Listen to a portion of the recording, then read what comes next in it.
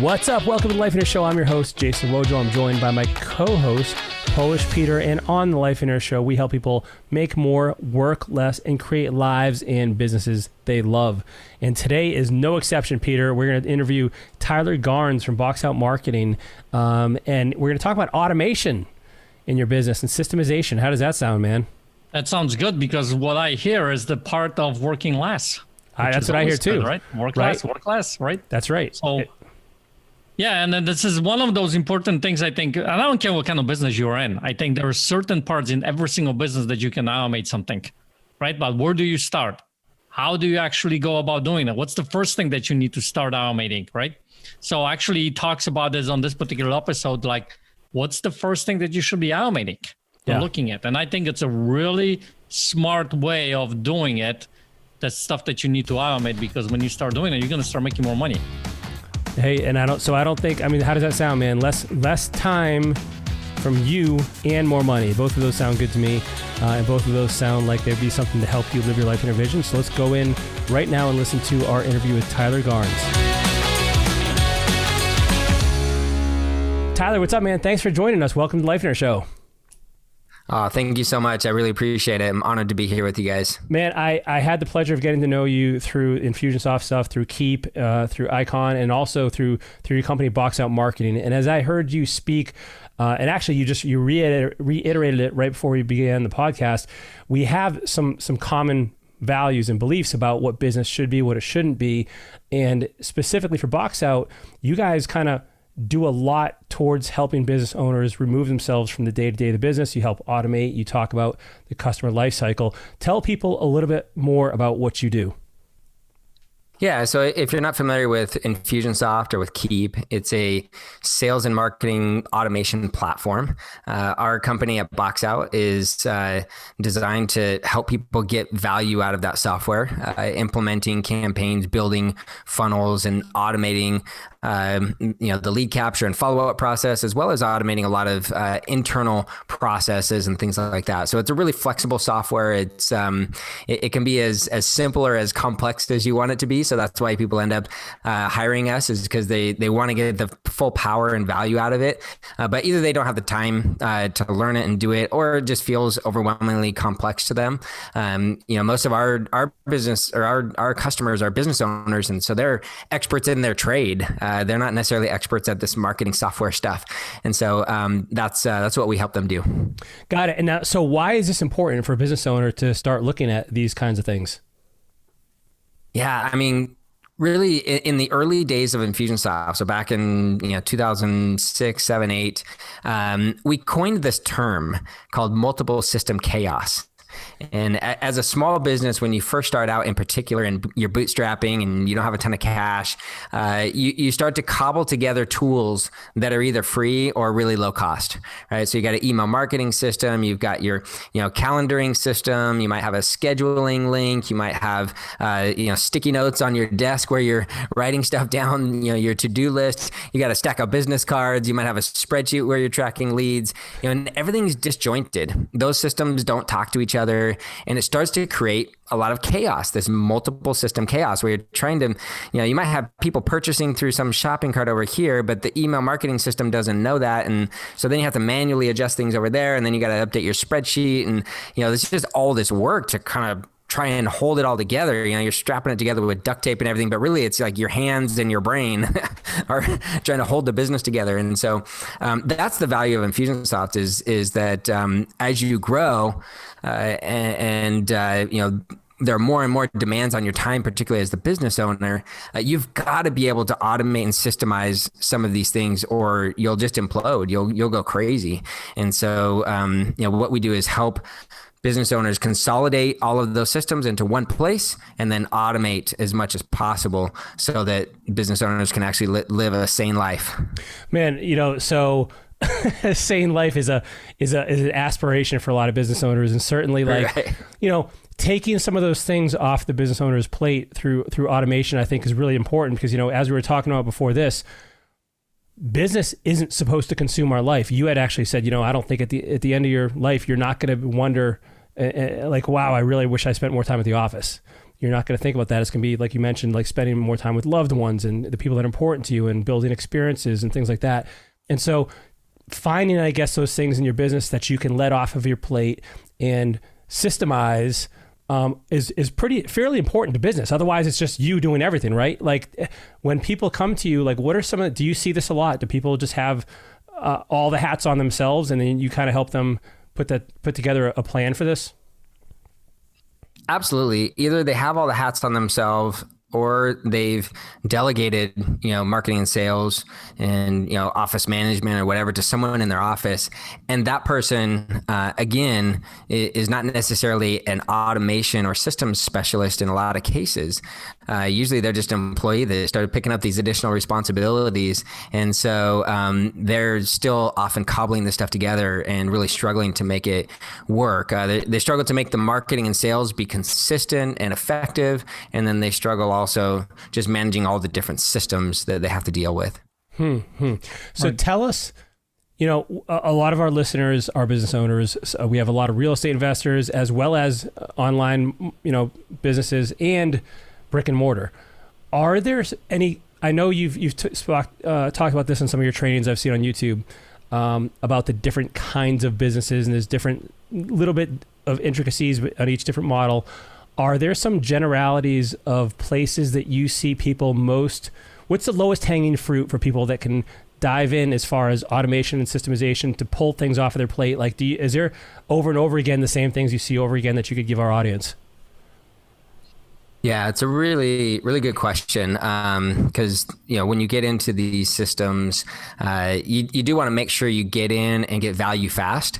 If you don't, then you end up paying the monthly fee and you're not getting value out of it. And then you cancel it. And then you just kind of say, oh, that's not for me.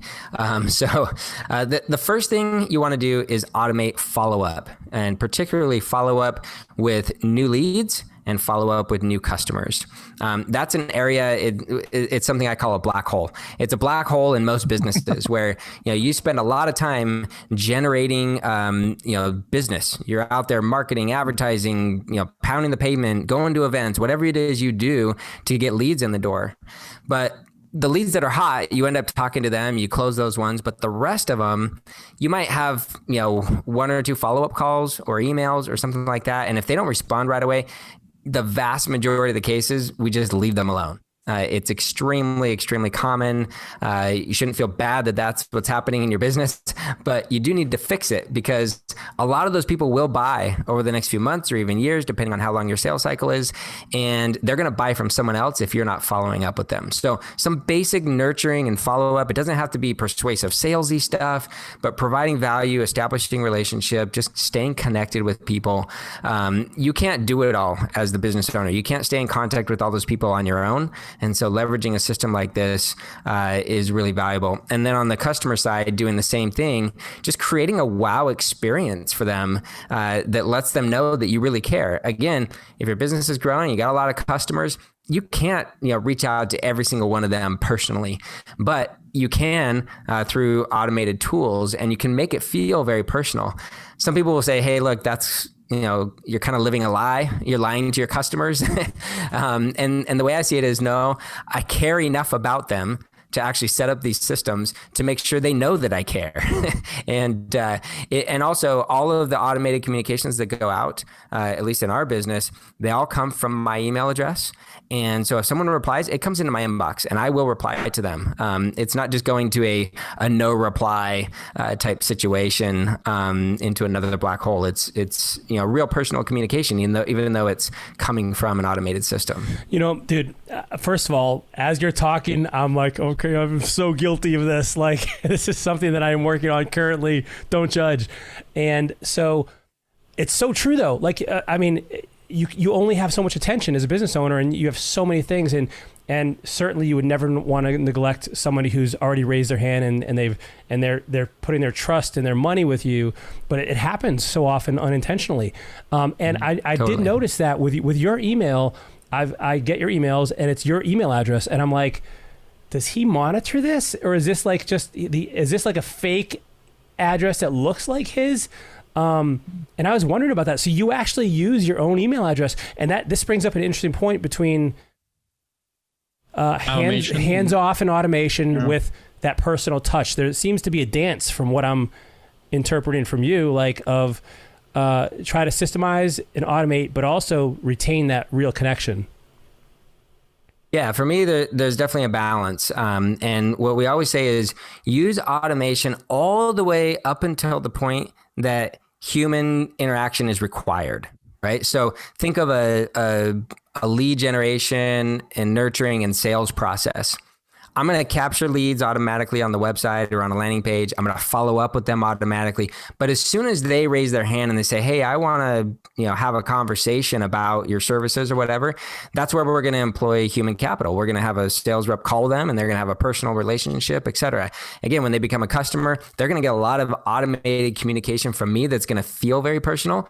But if they reply to any of that, they need to know that there's a real person on the other end. And yes, I mean, it comes into my regular inbox that everything else comes into, and I respond to all that. It's interesting. Just last week, I got an email from someone who was on our list, replied to one of my automated emails and said, hey, I'm just checking to see if this is a real email. That's all they said. Mm-hmm. And I replied and I said, yeah, this is my personal email. How can I help you?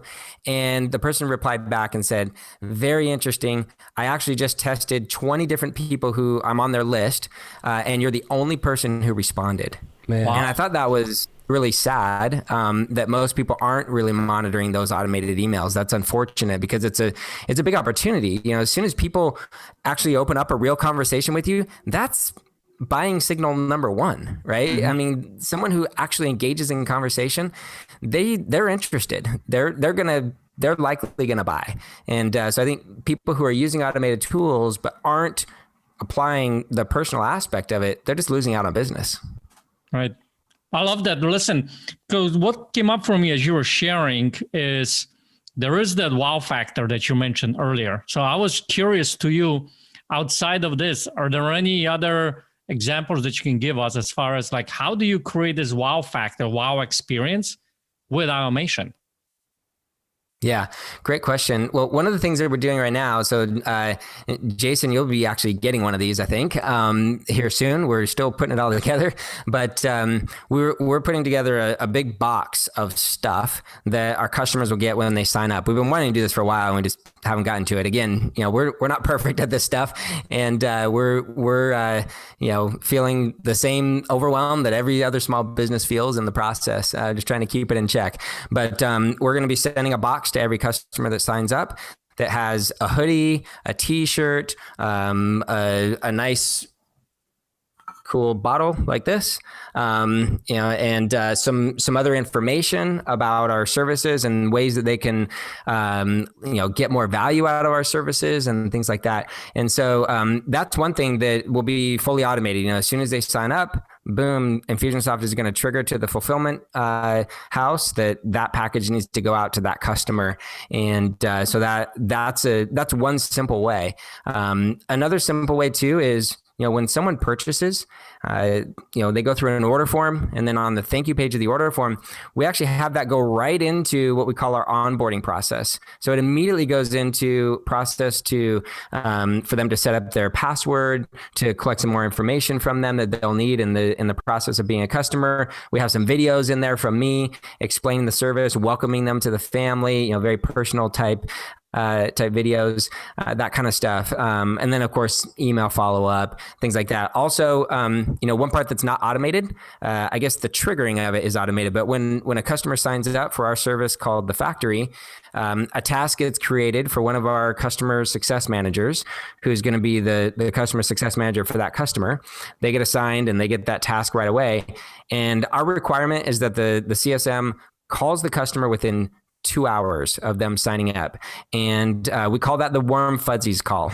So call them and do the warm fuzzies call. The warm fuzzies call is, hey, welcome to the Box Out family. We're excited to work with you. Here's how it's all going to work. Let's schedule your strategy call. We call it our mapping call, but they get that scheduled and they welcome the customer and just explain a few things. So, when someone shells out some money, the first thing you want to do is reinforce that, hey, you made the right decision. You're with the right company here. So the warm fuzzies call helps achieve that. this box that'll be coming in the mail will help achieve that. The personalized follow-up and videos helps, all of those types of things. And again, there's a balance. A lot of that's automated, but some of it's not. That Warm Fuzzies call is not automated. Right. And I get that because that actually helps with retention as well, right? And I think Absolutely. A lot of business owners, especially I think right now, I mean, over this entire year, I think a lot of companies, they've been on cutting. Let's cut the expenses, cut as much as we can, right? As opposed to building it up and looking, how can we invest more into our customers? How can we build them up and all that kind of stuff? Can you talk a little bit about that? You're looking at that Absolutely. Opposite way of spectrum kind of thing, Yeah, it's interesting you bring that up. In March, when COVID hit and everything got locked down, I got our team together and rallied the team and said, hey, this is the time for us to shine. And it's time for us to shine in a few different ways. One of the things we did is we created what we called the Small Business Lifeline. And so every day for a couple of months, we offered an open forum call for anybody. They didn't have to be our customers. Just anybody using Infusionsoft, they could get on that call and get help. So it was a group call, and it was kind of first come, first serve. And we helped a ton of people through those calls. So that was one area where we kind of doubled down on like, hey, this is a time to serve. There's people suffering out there. There's people struggling. It's a time to serve. I also had the benefit of having been around in this community back in 2007, 2008, 2009, when the economy crashed. And I knew that this particular type of stuff actually grows during downturns in the economy because people lose their jobs, they go start up businesses, or businesses that already exist realize that they need to double down on their internet marketing, on their online efforts, their website, membership sites, whatever. Also, when in-person things get cut off, they realize, oh, I've got to figure out a way to deliver my stuff, electronically or over the internet. And so a lot of membership sites get built and things like that. And so I just inherently knew that was going to happen for a lot of people. And so we really focused on that and invested in that area. And lo and behold, it's been true. I mean, our business has more than doubled since March. And so that's really exciting. I'm really grateful. But we're helping a lot of people make that shift that they've needed to make, those pivots that they need to make to be able to continue being successful in their particular line of business. Well, man, and that's one of the things that attracted me to your business was I saw you out there giving, and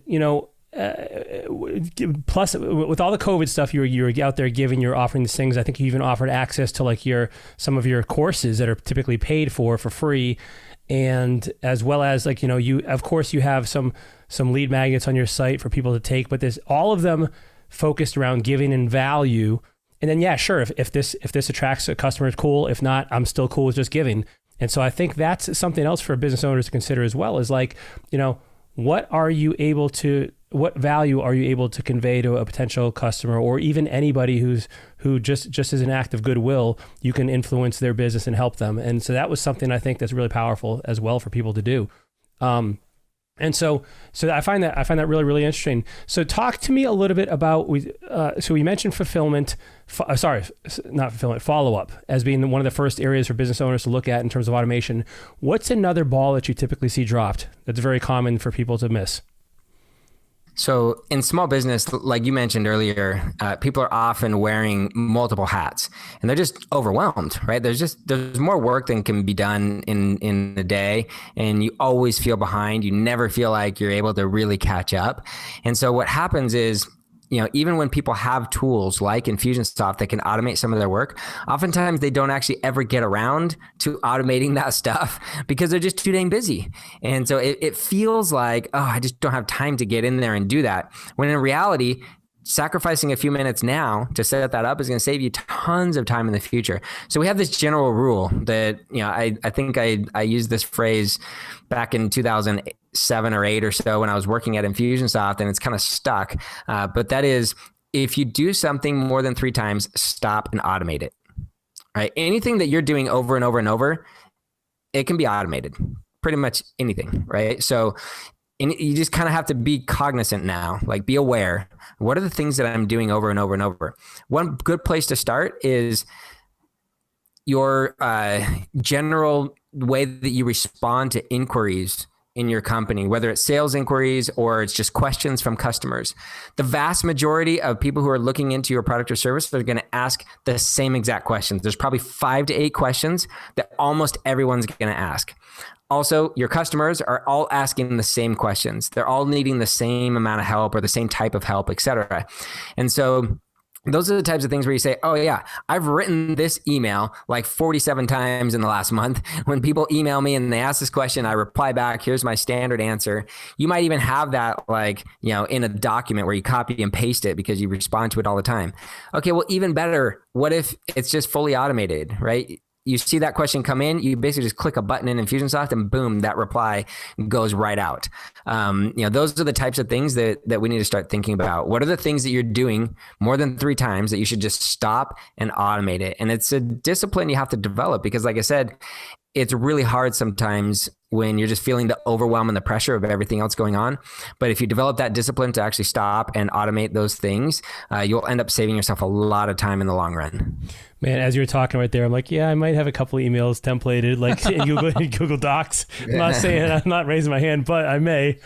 He doesn't have any kind of spreadsheets or docs, nothing like that. Right. Right. Well, nothing. Man, and so this is a fascinating topic to me because I also see business owners sometimes reluctant to automate or even delegate because they themselves, I don't know, there's something about them that they thrive off of this adrenaline and the hair on fire kind of scenario. Do you struggle with, or not, or either you personally, or have you seen this in other business owners, and how did you address that? Yeah, absolutely. I think business owners in general are adrenaline junkies. There's a reason we go into business, and the core reason I believe is for freedom. We might want, maybe we worked at a job and we wanted to do things a little bit differently and the boss wouldn't let us. We want the freedom to go do it the way we want, or we want time freedom, or we want financial freedom, or whatever. Usually it comes down to freedom. And once you start getting a little taste of that, it's like the adrenaline gets going, right? And also once you create stuff in your business, you create new products, you new services, et cetera, and you deliver that stuff to customers and you see it affect their lives, that's a shot of adrenaline, right? And so you get hooked on that. You're like, yeah, I want to do that more and more and more. And so we get hooked on that adrenaline. And there's something that Clayton Mask, the CEO of Infusionsoft, said years ago that stuck with me. And he said, being a CEO is an exercise in relinquishing control. And I think that is just a really, really important, powerful concept. If we actually want to grow a business, then we need to understand that. If we just want to be the crazy, hair on fire entrepreneur all the time, and we're okay with that, and we don't want to grow a big business, then fine, live that life. But if you want to grow your business and create some stability, you've got to relinquish control. Some of it might be relinquishing some control into an automated system. Other parts is going to be, relinquishing control to other people. And that's where it gets harder for a lot of people is, as a business owner, you're always going to feel like, well, no one's going to care as much as I do. No one's going to do the job quite like I do. And that's a feeling you got to kind of let go of. But also you need to figure out ways to hire the right people who do care, who will do it a great job. And eventually you get people on your team who are doing better than you could because you were running around hair on fire and actually not holding up all the plates, the way you thought you were. And so that ends up becoming a big benefit. Man, well, that's something, what you said is something that first of all, addressing freedom, man, you are speaking our language. This is one of the biggest things we talk about in Lifeline is like, hey, the entire purpose of your business, well, there can be other purposes as well, but the main purpose of your business is to provide for the life you want. And oftentimes that is having the time to do what you want with your family and to go do these things, and also not struggle and lose sleep at night worrying about money and all these things. So I totally get that. And a phrase that we've thrown around here at Lifeline in regards to delegating and automating is never delegate what you can automate, and never wait. Peter, help me out here, man. I say this all the time. I say it all the time and I'm messing it up right now. Yeah. Never.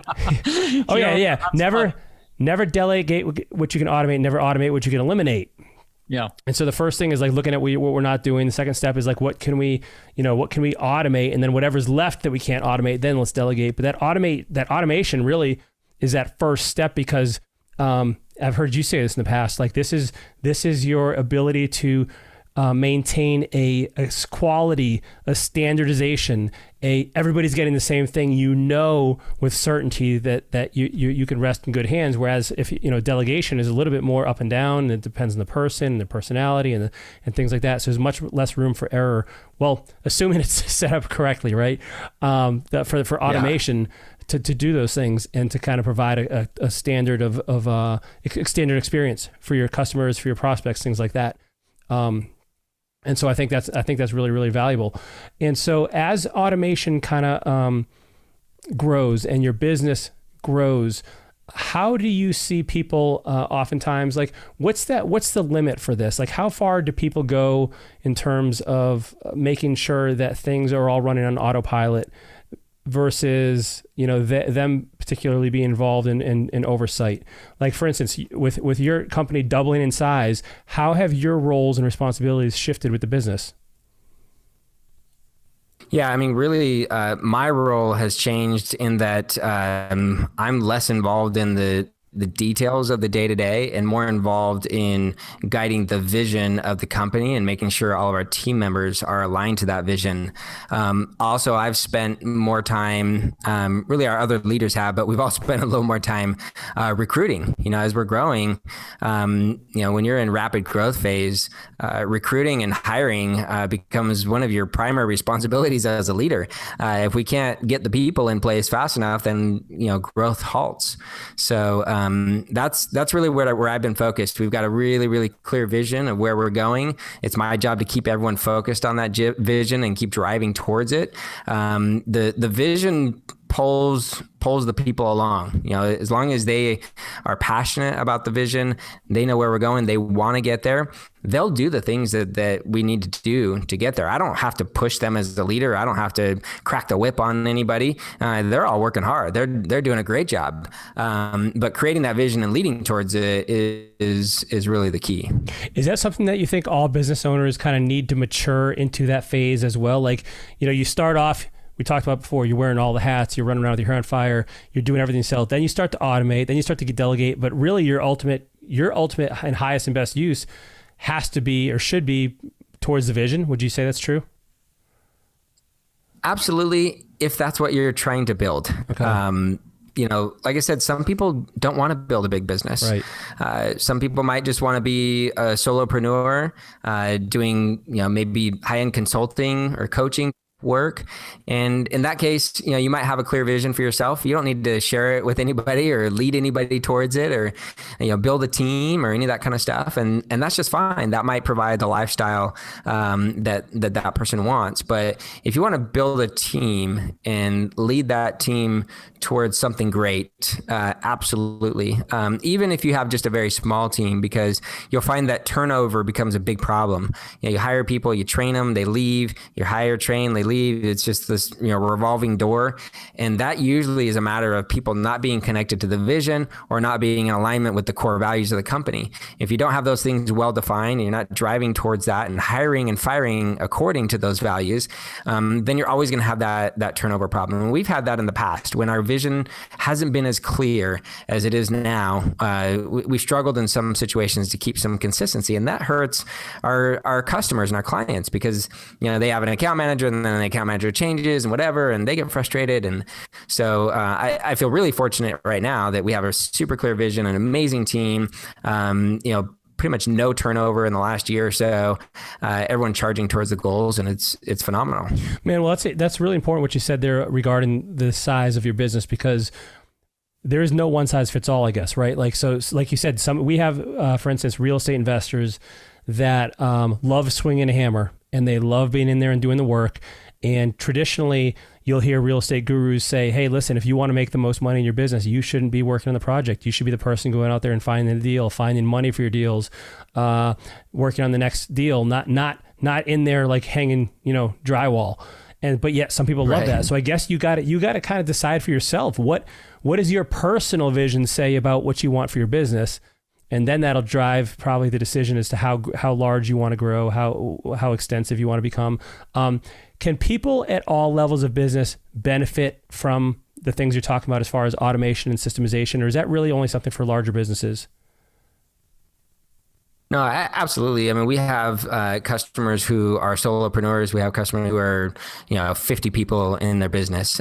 So it doesn't really matter. It's going to help. If you're that solopreneur, like I said, doing coaching or consulting, things like that, it's just going to free up more of your time. You're probably doing that and running that kind of business for more time freedom. And if time freedom is what you're after, then something like Infusionsoft can really, really help because you're going to automate a lot of those communications, a lot of your processes, and so it just creates more time that's available to you. I think really what's important is to understand what your financial desired outcome is for your business. If the financial outcome is served by you just being a solopreneur, then great. Then you can work on that time freedom, and that's awesome. If you have greater aspirations for your financial outcome, then you're probably going to need to build the team. And if you go down that route, then you're going to need to automate as much as possible so that you're not just throwing people at the problem, because you'll run out of cash really fast. that doesn't work. Because people are going to be your most expensive resource, almost always. It's the biggest thing on your expenses list. Which is payroll. So, as much as you can automate and also help your team be more efficient by automating some of their work, then you're going to be able to scale and grow a lot faster. Man, you said that in a way I never really thought of much, but that's so true. Is like, the more people you hire, obviously, the more expensive it's going to be. Whereas you get one system that can automate this stuff for you, you could potentially alleviate a need for all these other people. That's super powerful. All right, so I want to just kind of ask a couple questions here to finish up. Like, I'm a business owner. I really have never automated anything. We've talked about customer follow-up, prospect follow-up. We've talked about anything that's done repeatedly, your rule of 3 or more times. How do I start learning about this process of automation? Like, where do I know where to go? Like, how do I begin this journey of exploration? Sure. Yeah. One of the things you could do is come to our website, boxoutmarketing.com. And even before you opt in or anything like that, just go to our blog. Our blog has tons of content, videos, and whatever. It might be a little bit in the weeds sometimes. Some of the content there is really focused on people who are already using Infusionsoft, but it should give you some ideas about what's possible. You can go watch some of those videos, go to our YouTube channel, watch those videos and learn like, oh, wow, that can be automated, or this can be done, or these things can be tracked. And so that's a great place to start, is just to start, consuming some content about what's possible. And we have a lot of that on our blog and on our YouTube channel. After that, if you want to have a conversation with us, we could, have a little strategy session. You can just request a consultation on our website. We could have a strategy session with you and share with you. It takes us about 30, 45 minutes to kind of listen to your business, understand what you're trying to do, and then provide a whole bunch of ideas. This is preliminary to what we call a mapping call. Like I said, our new customers get a mapping call. We can do kind of a mapping call light with you if you're just looking into this stuff. And basically the outcome of that is we can help you identify, okay, we break everything down by stages of the customer lifecycle, or that customer journey, right? The first stage is capturing leads, and then nurturing them is the second stage, and then putting offers in front of them to try and sell them something. And then you close the deal or sell your product. Then you fulfill, then you have upsells, and then you get referrals and testimonials and online reviews and that kind of stuff. So that's the general process. We'll go through each of those areas of your business and help you understand what something like Infusionsoft could do to help you automate and really take advantage of what's possible in those stages of the business. That's awesome, man. I'd encourage all of our listeners to go over there and check that out, boxoutmarketing.com. Tyler, thanks for taking time out of your day to be on the show. I love what you guys are doing over there, and I wish you continued success, my friend. Yeah, no problem. Thank you so much. Again, honored to be here with you guys, and let me know what else I can do to help out. All right. Man, that was really cool. I like Tyler a lot. His business, I think, Box Out Marketing is really, really something special too. And I really loved what he shared about some of the places that we can look at automating, and especially in regards to following up. Man, that's a hard thing to do, because so many business owners are completely consumed with searching for new customers. And they're out there chasing hot leads, and all of a sudden there's so many opportunities they miss. And unintentionally, right? Because they're just focused on this one other thing. And so finding an opportunity to follow up with not only those leads, but your customers is super, super important. Right. And this is one of those conversations I have quite often with my students is that when, let's say, the business is kind of coming down, I ask them, so let's look at all the leads that you've had over the past so many months. How are you following up with them? Have you been following up with them, right? Reach out to them. And a lot of times the business starts to come from those people, right? Because it's what you said, it's very interesting. Like, almost like we're addicted in a way to get the new person, right?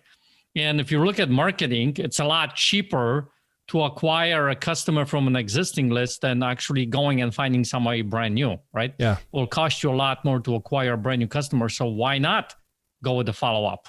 Why not automating that so you can start and getting these people into that quote unquote funnel to be able to grow your business? Well, man, the other thing is like, Tyler didn't mention it on this call, but I heard him say it somewhere else. When he was back working for Infusionsoft, he did some data research and he found that of new customers, many of them, they'd been on their list for months. And I don't remember the exact months. It was like 6 or 7 months or some long period of time that they've been hearing from the people over at Infusionsoft. And so they weren't hot leads like as you would typically consider them, but that long-term communication, what he's talking about, he's like, it doesn't have to be salesy, but just staying in front of them and letting them know you're there, letting them know you're available and want to help them and you have something that can benefit them is super valuable. And so that's not something that you can do manually very easily. Like this is something you have to automate. And so the other thing I love that he said is like this wow factor, right? How cool is that? And I love this idea of just like, over delivering. We've done that in Lifeline where people have come and gotten Lifeline t-shirts or they've gotten, bumper stickers. We've tried to just do cute, fun little things to show people that we care. And so this is something that business owners should implement as well. One other thing, that Tyler has spoken about in the past has been like, if it's overwhelming to think about doing this for all of your customers, what would you do if you just had one customer? How would you wow just one customer? If that was the only person you had and limitations weren't a constraint, like what would you do for that person? And that might give you some insights as to what you can do on a larger scale if you were to remove some of those constraints and if you were to automate some of those things. And so it's really interesting to think about that because ultimately, I would hope that all of us want to provide a wow experience for our clients and our customers. Right. So where is your wow towards me? Waiting and forwarding what the wow factor. Dude, the wow with you is more like wow. Like not. It's not I see how it is. It's not a good wow. It's a. All right. Well, I don't know about that. Okay. So listen, one of the cool things that he mentioned on this podcast is the whole thing about reply to the real email. I think that's a very cool thing to do because a lot of business owners, and I've even done this, I've put out my phone number to people, like emails. Like when we do the live events, do we give people our own emails? Yes. And the real legit emails. Yeah. If you have any questions, like when your vision, right? Email me, peter@lifeonair.com, email that, and I'll be more than happy to reply back to you.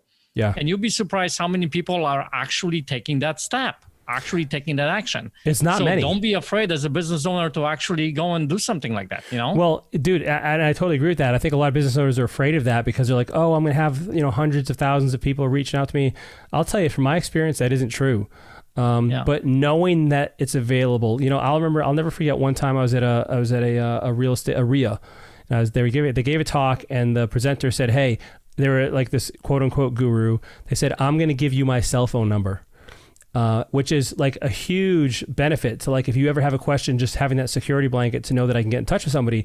Now, she later revealed to me that hardly anybody ever calls her, and many times like it's something that she can resolve in a second, but it gives people that security and the confidence. And listen, we're all people. We're not a business. We're not an LLC. We're not an S Corp. We're people doing business with people. And so as you are able to connect, you are able to kind of facilitate that relationship building process. It's gonna be a great fit for everyone, right? And if you can benefit that person, yeah, it's interesting that you said this because the trend that I'm seeing in online marketing for the next year or so, I was just on this, event that was a big event in my industry that I'm in the online marketing, and they said that the big thing that's going to be happening is in email marketing because it's still this more of a personal interaction. And the other aspect of that is with all the automation that's putting out there and you have these chats, you have Infusionsoft like he's talking about and all that kind of stuff, that personal human interaction is what is going to make things happen for businesses to be able to, for them to grow. So I agree with that. And I think that what he was mentioning is such a really cool, simple thing to do, but it's going to help your business tremendously. Whether they actually email you or not, who knows, right? But them knowing that they can email you is probably so important, and it's going to help your business grow. Awesome. Okay. And the last thing I wish he would have talked about, which we didn't get to talk about, is because he talks about automation, man. How can we automate parenting? Automate our kids somehow, That doesn't happen. But I don't know, man. Yeah, you need some robot kids or something. Yeah, I guess so. No, Great. but it's a great episode. It was a really, really good stuff, man. Yeah. Awesome, man. Well, hey, listen, if you enjoyed this, please leave us a review, subscribe if you haven't already. If you want to take part of the conversations that are going on in Lifeline every day, go over to the Lifeline app. You can download it for Apple or Android, as well as get the desktop version over at lifeinair.com. And as always, this is a privilege for us. We are humbled that you would take the time to listen for us. And so until next time, live free, live with abundance, and go automate something. See you guys next time.